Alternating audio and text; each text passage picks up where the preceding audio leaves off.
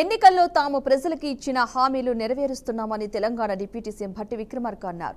2 లక్షల రూపాయల వరకు రుణమాఫీ చేస్తామని చెప్పినట్లుగా చేశామని అన్నారు. దేశంలో ఇంత పెద్ద మొత్తం రుణమాఫీ ఎక్కడ జరగలేదని చెప్పారు. ఇచ్చిన మాట తప్పదనే ఏడాదిలో రుణమాఫీ చేసినట్లుగా స్పష్టం చేశారు. ప్రతి పథకాన్ని లెక్కలతో సహా చెప్పడానికి తాము సిద్ధంగా ఉన్నట్లు భట్టి సభలో వెల్లడించారు.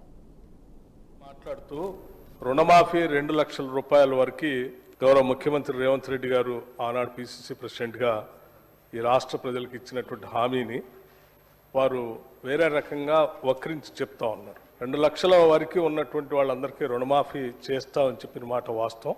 ఆ ఇచ్చిన మాట ప్రకారం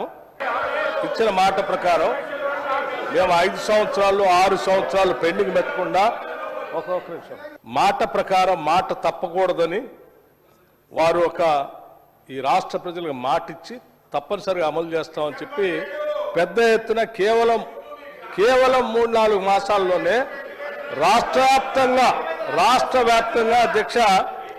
వ్యాప్తంగా ఉన్నటువంటి రుణమాఫీ చేసినటువంటి సమాచారం సభ్యులు మాట్లాడుతూ ఉన్నారు. వారు మాట్లాడినటువంటి నియోజకవర్గానికి సంబంధించి అధ్యక్ష జనగాం నియోజకవర్గం 2018లో మీరు 1 లక్ష రూపాయలు రుణమాఫీ వినాలి. హరీష్ రావు గారు మీరు గౌరవ సభ్యులు సీరియస్గా మంత్రిగా చేశారు 10 సంవత్సరాలు. నేను లెక్కలే చెప్తున్నా, ఎక్కడ తప్పు సార్.